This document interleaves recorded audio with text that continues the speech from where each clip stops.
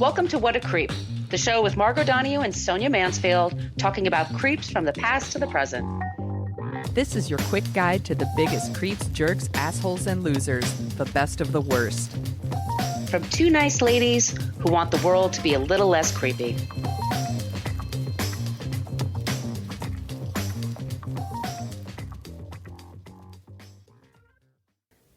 Welcome back to What a Creep. This is Margot Donohue, and my cohort in creepitude, as always, is the amazing Sonia Mansfield. Hey, Sonia. Hello, my friend. Hello, my friend. I'm just checking out on my computer, and it says the pollen level is high in New York. So if you hear me getting nasally or scratchy in the throat, I am sorry. In my throat, I am really sorry. Stop breathing, Margot. 1 star. Jeez, Margot, with the breathing and the cackling. Oh, half star. We are the podcast that talks about creeps from the past to the present. Today we're talking about true crime and men in bow ties and leather pants. Yeah! It's going to be awesome. Just to let you know, we are on Facebook. We do have a basic Facebook page. That's where people go to complain about our language. Just a reminder, we do use salty language in this program. Fuck yeah. Fuck yeah. We're talking about strippers and murder, so get ready for that. We have Dick. eggplant emoji. We have a private Facebook group. You do have to answer 3 questions in order to join the group, and it's a pretty cool place. We like to hang out there. That's where we're probably the most interactive. Yes. So you'll type in What a Creep Podcast Group. Once again, answer the questions. We're on Twitter at CreepPod because somebody had What a Creep on Twitter for over 10 years and never used it. Creep. We're also on Instagram. Please be sure to follow us on all the social media places. We also have an old-timey email, whatacreeppodcast@gmail.com. You can send your comments and suggestions there for creeps and non-creeps, and you can also request some stickers. I have a stack of envelopes right by my laptop, you guys. It's going out this weekend, I promise you. So if y'all want some stickers, please let me know. Anywhere you are in the world, don't be shy, ask. Yes. And Sonia, can you tell them about the website? Yes, you can go to whatacreeppodcast.com, and it's everything you ever wanted to know about the podcast, but we're afraid to ask. It has links to all of our episodes, except for the first 4 seasons, which are behind the Patreon wall. All of our episodes' sources are there. Every episode has sources, and there is a link to our merch shop where you can get t-shirts and tote bags and masks and journals. And when I say masks, I mean face masks, not Halloween masks. No. Like, I'm going to dress up as Sonia and Margot for Halloween. I'm going to cackle and breathe a lot. Yeah. That's adorable. You're a creep. You're a creep. No, I mean face masks. Someone posted in our group where they bought the Damn It Max tote bag for their dog Max to keep all of his toys and things in. He looks very innocent to me. I don't know if he deserves that Damn It Max, but I love that it's a thing. So do that. Do you want to tell him about the Patreon page? I want to thank the following people for joining our Patreon page. Jen, Dina, Christina, Felicia, Amy, Gary, Jessica, and William. Thank you all so much. Welcome. Welcome to the Terror Dome, as we like to say. Welcome to the Resistance. Exactly. You are tributes. We have our first 4 seasons, soon going to be 5, by the way, on the Patreon wall. We put out 2 bonus episodes a month, and we also have a newsletter that everyone really seems to enjoy. We have a very high open rate, I notice, which is awesome. That makes me so happy. I do actually really love writing it. I just have to constantly put a calendar reminder in to do it. That's all. And then when I write it, I love it. It's so fun. It's so fun, you guys. It's worth it just for that. But look, if money's tight, we totally understand that. We get it. Just, send us a review on wherever you get your podcasts. We were on Good Pods again. We're like number 6 on Indie Podcasts. I mean, hello. iTunes to Mama Tried and Jeff. Thanks for leaving us 5-star reviews. Wherever you get your podcast, leave stars. Or once again, ask for stickers, slap it on your laptop, go to the WeWork station or wherever you are, let everybody see it. Make fun tell of a friend. Yes, tell a friend. They tell a friend, and then they tell 2 friends, and they tell 2 friends, and so on, and so on. Everything's organic here, you guys. You could tell. All right, Sonia, I think I did everything I think so. Yeah, we got to jump into this tale. You and I'm going to bring up my notes. You and I were talking off the air. You're not really familiar with this case. No, not at. I mean, I know of it. I've definitely heard the title, but I did not watch the documentaries about it. So this is all new to me. You're all going to get fresh reactions, which is usually ew and bleh. There are some twists and turns here. We're talking about the Chippendales murder. This happened in 1987 in New York. We're going to talk about showman Steve Banerjee. He is the person that helped start Chippendales. And boy, this story, it's going to include stories about, arsenic and gopher holes. It's going to talk about lots of holes. It's going to talk about women and drinking. And it's going to talk about sweaty men and disco. It's going to be quite a ride. So yes. Let me just begin. Showman Steve Banerjee grew up in Bombay, now known as Mumbai, and came to America, California specifically, in the 1960s, hell-bent on becoming a success story. Starting with owning his own gas station and then a nightclub in Los Angeles, his prospects seemed pretty underwhelming until a club customer turned friend, turned guy who would do anything for a few bucks for him, encouraged shy Banerjee to play disco music and attract a female crowd.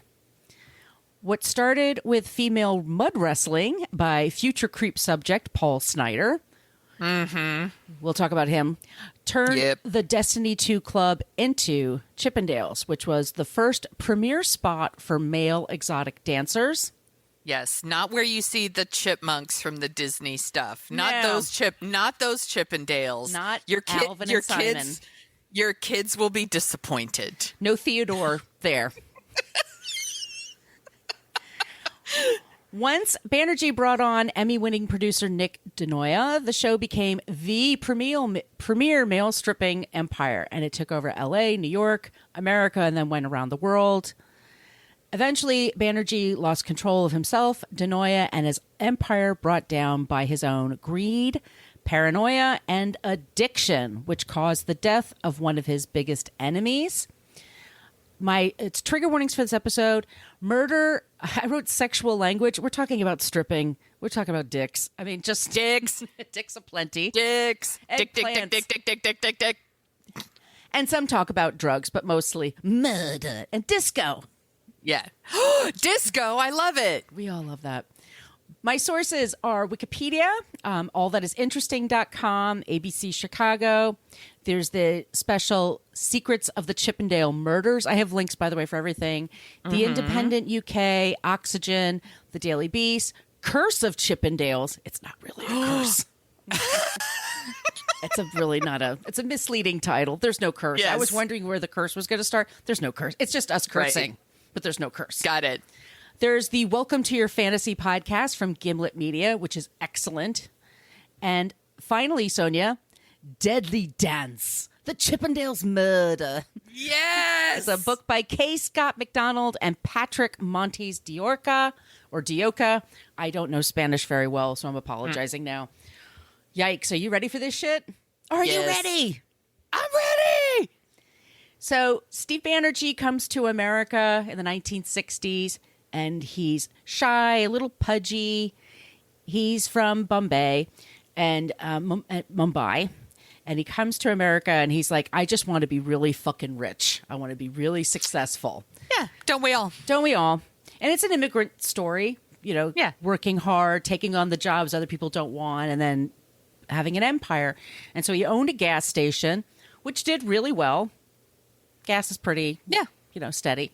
And then he owned a nightclub. And the nightclub he had a terrible band that came with the contract. But the contract was only like $1,000 a month. And he kept the band. And he's, by the way, super cheap. Yeah. Okay. Some really rich people, that's how they get rich. Like they're just... What kind of music was the band, out of curiosity? You're talking to like early 70s. So maybe not quite Bad Company, but somewhere adjacent to that. It was not a stereo. It was a band. And it's really hard to get me to watch a band. Like, it's got to be I just lost my ability to show interest in these things. So yeah. No, if honestly, I know that this is lame, but if I walk into a bar and live music is playing, I turn around and I just walk right back out. Because you're yelling That's the me. whole time. Yeah. That's me. Yeah.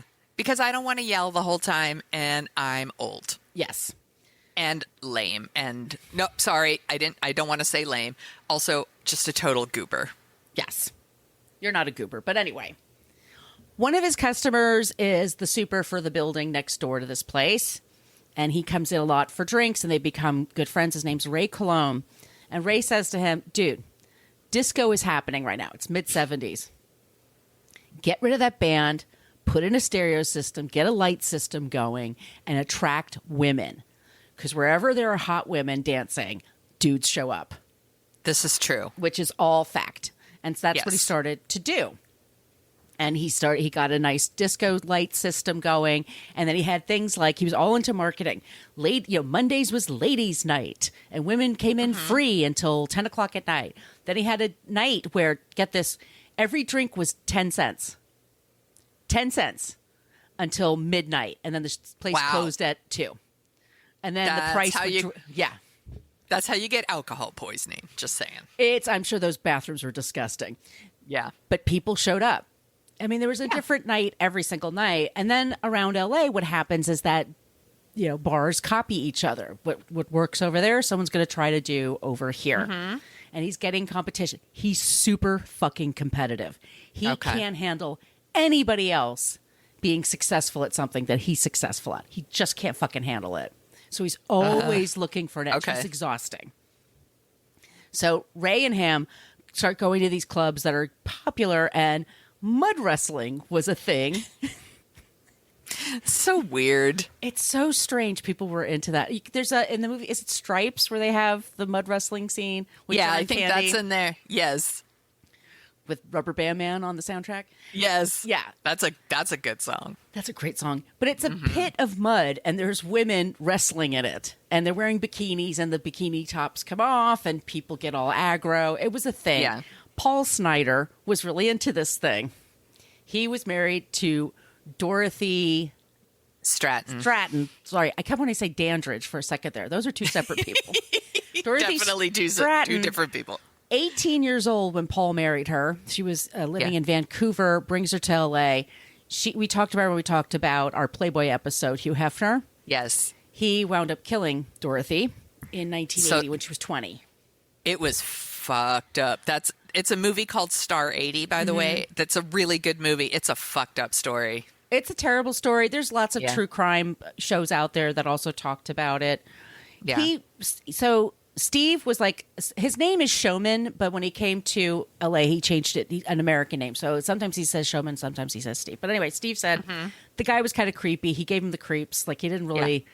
So they did find that there were these male strip shows, and they were doing really well. And it brought a lot of women, and women just loved to hang out with each other and scream and get drunk and watch dudes dance. He's like, well, I got a stage. I can do that. I have disco music.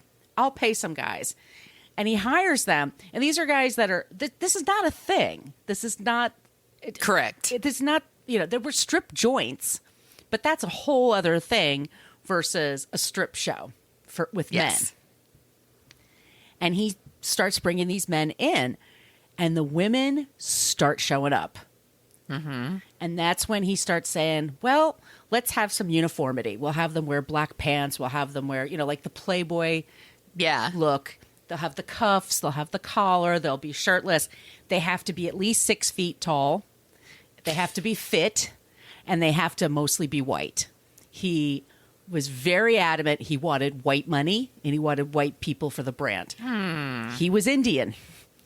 But Got it. sometimes people want just for themselves, and they're not there to share with anyone else.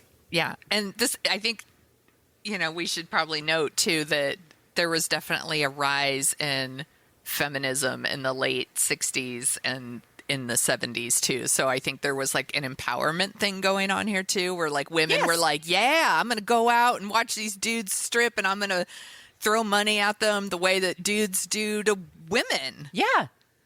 What's good for the goose is good for the gander. Exactly. We have to understand also, I mean, not a lot of people know this. People love to blame things like, oh, families are falling apart now. It's divorce and stuff like that. Like, In 1974, women were finally allowed to get their own credit card in America. Right? 1974. Yes. So this is a few years after that. There is feminism on the rise. There's also the pill, and that's becoming less and less of a big deal. People, Mary Tyler Moore said it on her show, so it was like, it was totally fine. This is also before AIDS. Super important time. People were boning everywhere. Yeah. And Roe versus Wade passed. Yes. All of this is happening. Yes. And disco's popular. Saturday Night Fever does really well. So then disco music is really popular. And and women are showing up. And he knew how to market to women. And his whole thing was that's who he wanted as his customer base. Not gay men, not black men, just white men and white women. And it was okay black women were in the crowd. That was fine. But he didn't want too many. It was very much a white brand. Right. This is what he said. Yes. And he said that, the inside part in his head, he said it out loud. He said out loud. Yes. Said the quiet part out loud. Said the quiet part out loud. That's the better way to put it. Fucking creep. He hires a guy, Nick DeNoia. And Nick DeNoia was from New York City, and he was a children's television producer. He did some television called Unicorn Tales in New York City. And he played the tail. He played the unicorn tail. Let's just stick with the phallic symbols. Handsome, really hardworking, and a perfectionist. He taught at like the professional school, like the Fame School. He was a teacher there. And he knew about dancing and he knew about marketing. And he had left New York to go to L.A. to kind of find himself. He was married to Jennifer O'Neill, the actress, for a year. That's one of the reasons he moved to L.A. She's been married over 10 times, by the way.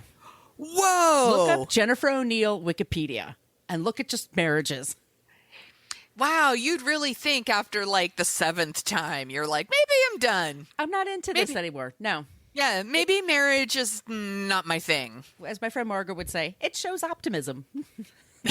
That's true. Steve is hired to be a part of the show, and he's like, well, Steve, I'm sorry, Nick is hired to be a part of the show, and Steve says, do whatever you want. You need to take this to the next level. I want to open other clubs. I want to beat, because all these other clubs are starting to do male dance reviews. Right. And he needed to have the edge.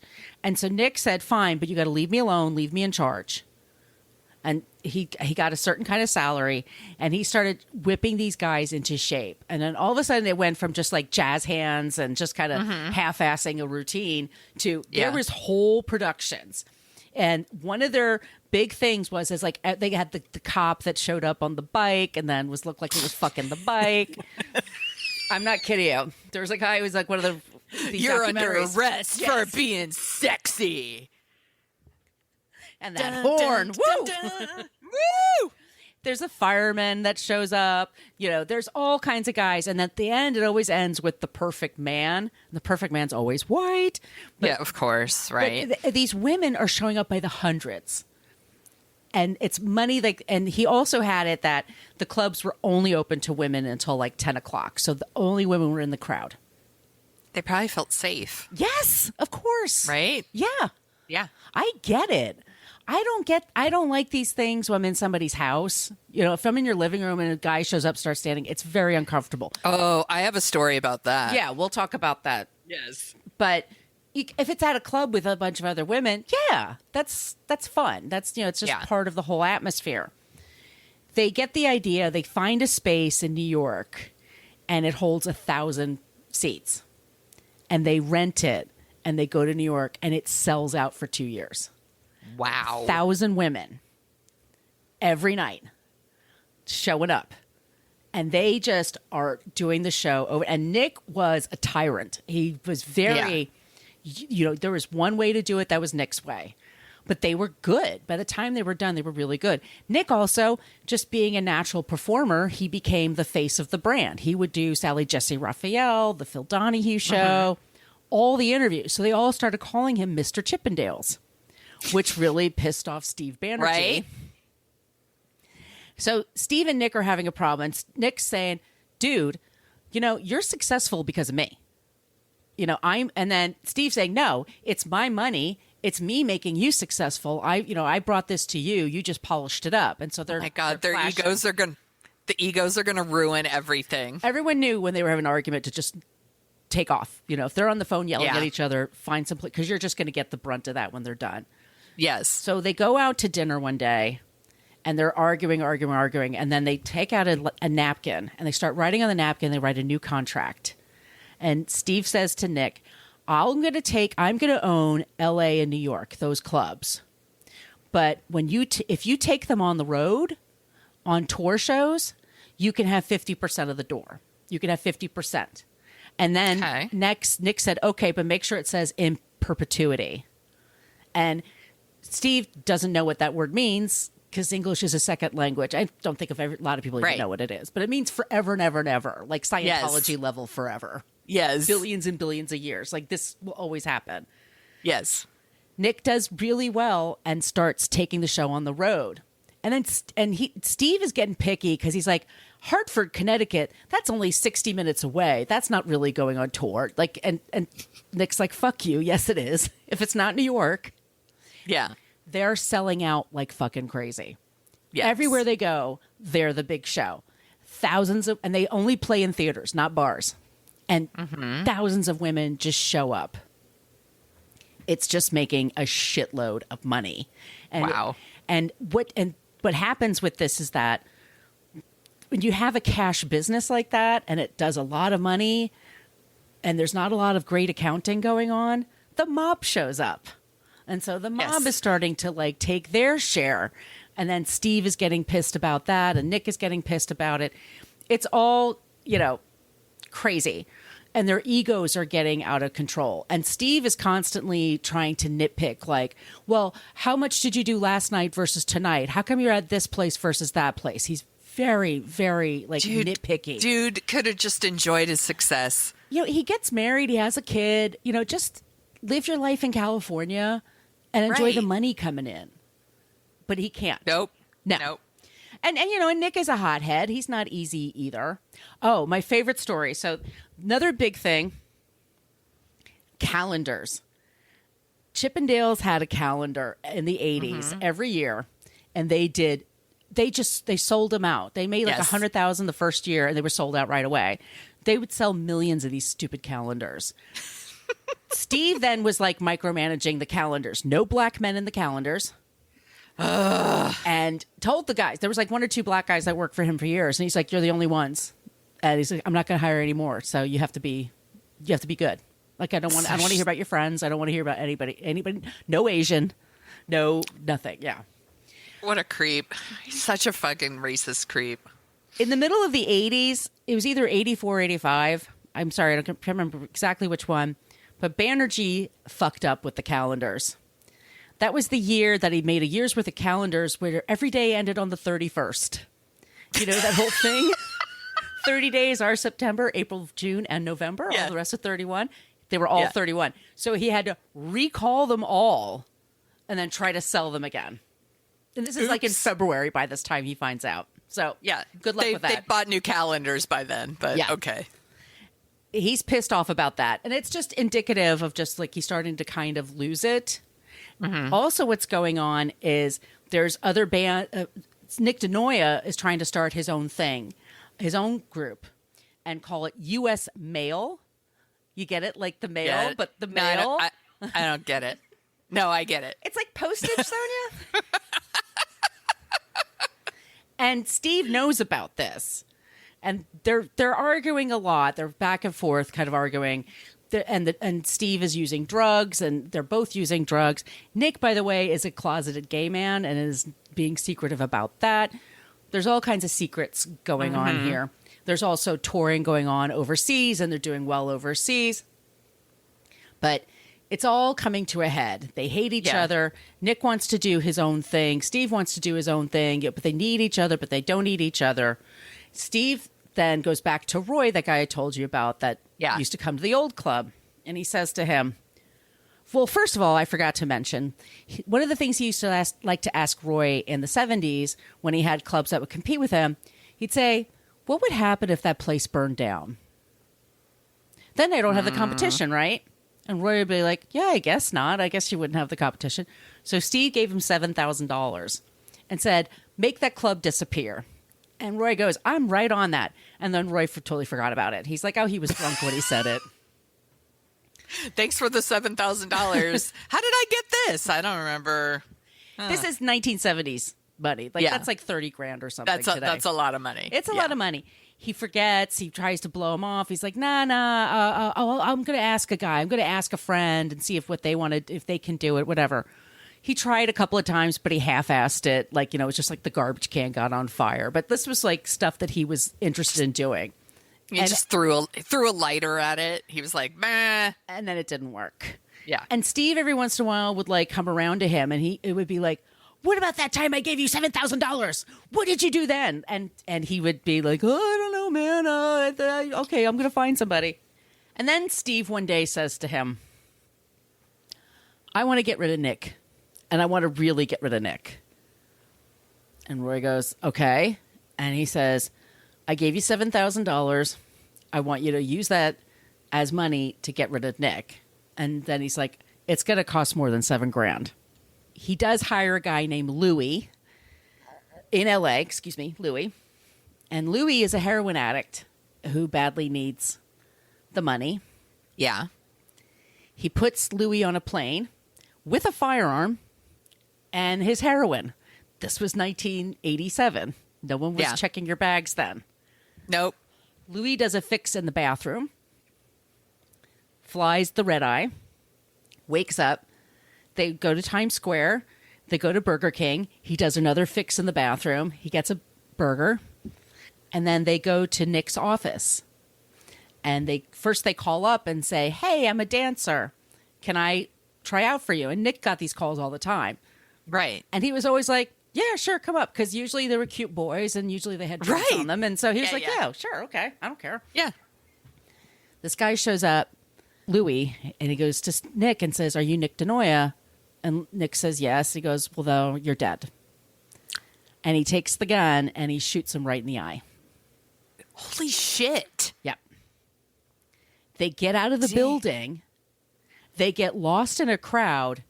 And because they're both not New Yorkers, they get lost trying to find their way out. So they wind up circling the building twice. Oh, my God.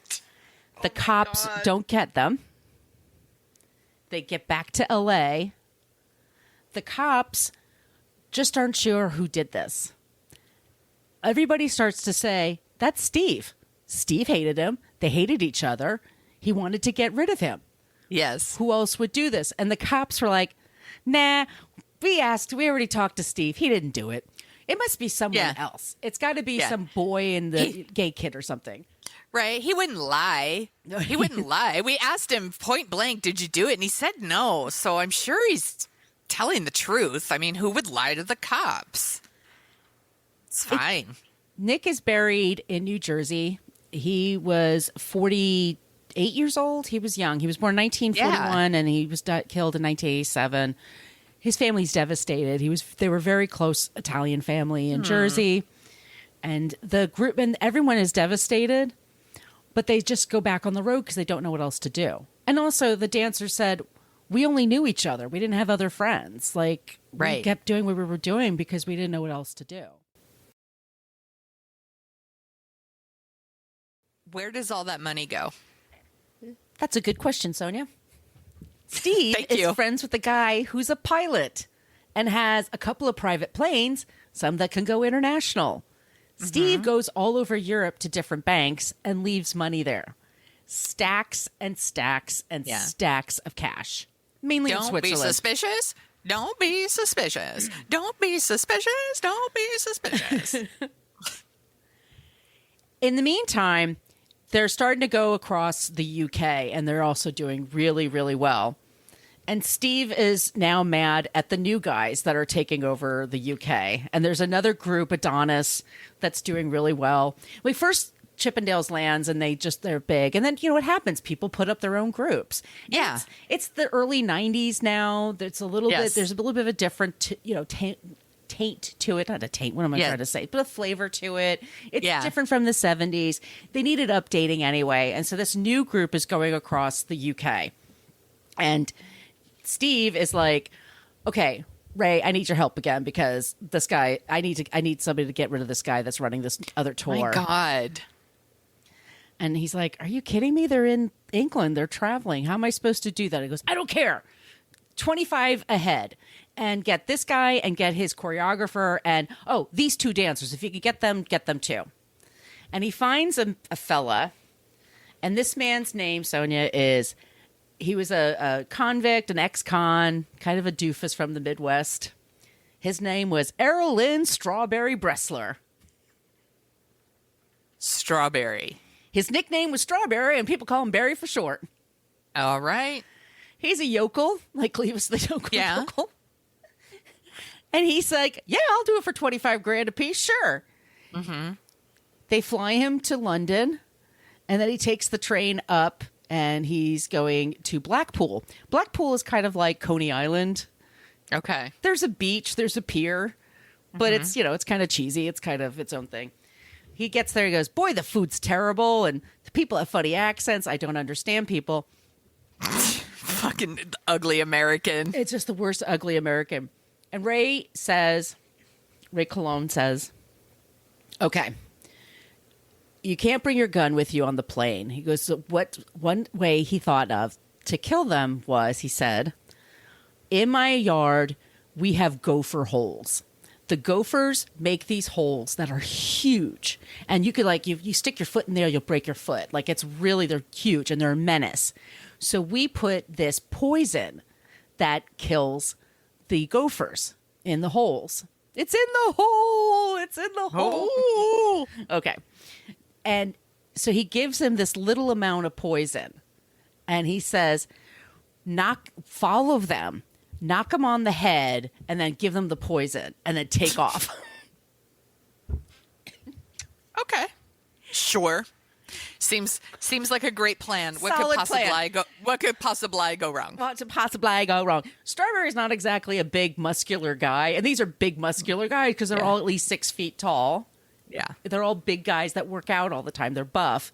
And he realizes as he's following them around Blackpool, this is a stupid plan. Like there's nothing good that can happen from this. I can't knock them out.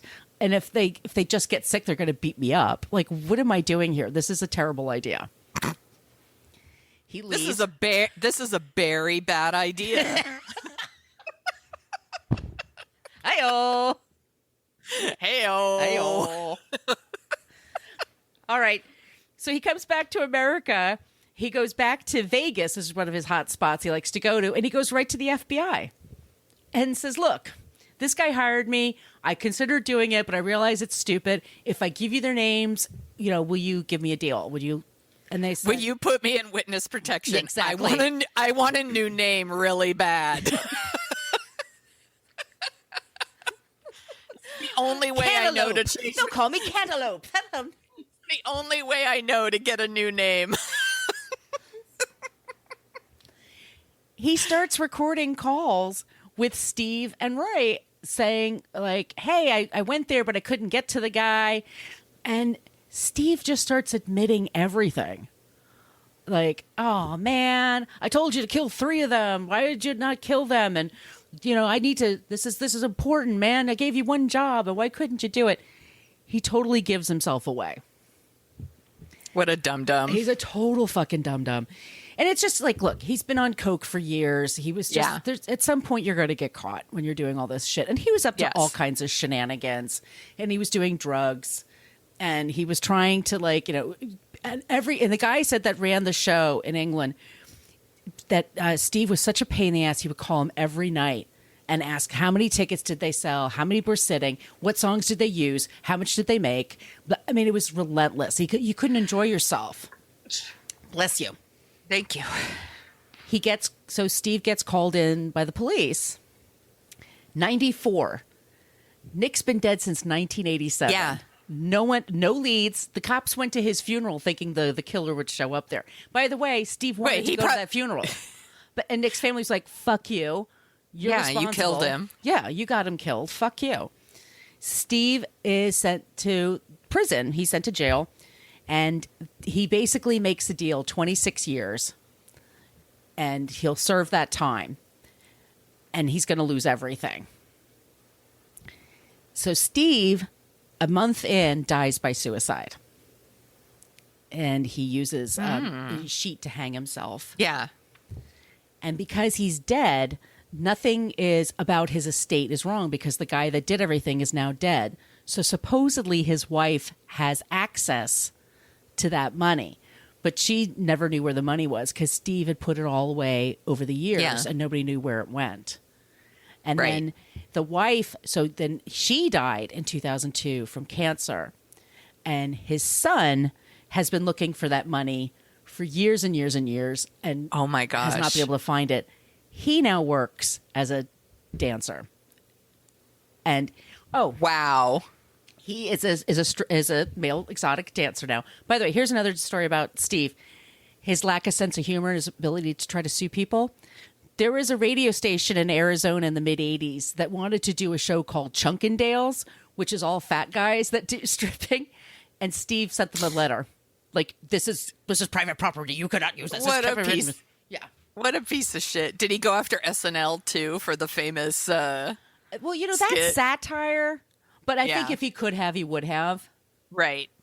I think. Also, I love that skit. It's one of the funniest ones of all time. I mean, two late great people. Patrick Swayze. Chris Farley. So good. I love it so much. Taking a sip for Chris Farley. Anyway, Chippendales still exists. It does very well in Vegas. There's like a show you can go there. Does well around the world. There's a lot of shows you can see now. But it was what we would say like the zeitgeist. It caught onto something super special at a particular time. Yeah. And R.I.P. Nick. And that is our creep today. I guess it would be Steve Banerjee. It's the Chippendales Murder. That good job, Margot. Thank you. What a fucking creep, man. He's really bad, and I'm trying to think of the person. It's the Indian American person. He's an actor, and he did the movie with his wife about. Naveen Andrews. He did the TV movie in like 1980 or 2000. Yeah. No, Kumail Nanjiani. Oh yes. He's starring in a Hulu series about this. Oh, I'm gonna watch. He's gonna play Steve Banerjee, which should be amazing. That's coming out later this year. All right, I will definitely watch. Have you ever been to a Chippendale show? No, I've always been to like the lower rent ones. They're expensive. Yeah, I went to a Thunder Down Under for like a bachelorette party, and I was like, this stuff's just not my jam. Like, but everyone, by the way, all the women, I think all women there. I mean, men could have been there, but I think it was all women. They had a great time. Steve was sued. It's not my thing either. I mean, Steve was sued for not allowing gender discrimination. Yeah. Which, okay, I guess that's true. But also for actual like racial discrimination. Yes. And that kind of bummed him out when he had to hire more black people and stuff like that. But what a bummer. But what that's a creep. It just has all these crazy twists and turns. Yeah. I just love this idea of a guy named Strawberry going around Blackpool trying to poison somebody. What a stupid ass. It's great. Why don't we take a break and then I'll give you my not a creep. Perfect.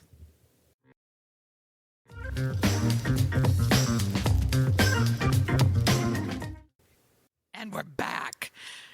So I've got a good not a creep for you. I want to tell you about Antonia Crane and Strippers United. Ooh, I don't know about this. Okay, so Antonia Crane is an author, she's an activist and a sex worker, and she founded Strippers United. It's a labor organization for strippers to organize their workplace. Nice. And fight for better, safer working conditions. So there was a documentary that came out in the 90s, I believe, called Live Nude Girls Unite, and it was about the lusty lady here in San Francisco that they did unionize, and they were the first strip club to ever unionize. They became a member of the SEIU Local 790. It was the Exotic Dancers Alliance. Nice. Yes, and they were the only union strippers union in the country. Eventually, the Lusty Lady shut down. This was in like 2013 because rents went way up and the landlord was like, they just didn't renew and left. So the Lusty Lady doesn't exist anymore. But Strippers United, Antonia Crane was part of that movement and then started Strippers United, which is very active in trying to help sex workers, exotic dancers know their rights. Like they're very often their rights are violated because they don't know what their rights are and because they're doing something that in certain communities is illegal and then in other communities it isn't. And but it's frowned upon. It's frowned upon and it's like state by state and, they're sometimes treated horribly. I love it on their website. They have this kind of this mission statement where they said, "We seek non-community allies who share our vision. We do not seek approval." Nice. Which I think is a really smart thing to say. On their website, it's strippersunited.org. There's all kinds of links to resources like Know Your Rights, whether you're a full-time employee or a contractor. It lists out federal law protections. It links out to places to get support. And currently, this organization is working to help the strip club dancers at the Star Garden Topless Dive Bar in Los Angeles, which announced last month that they plan to form a union. Good for them.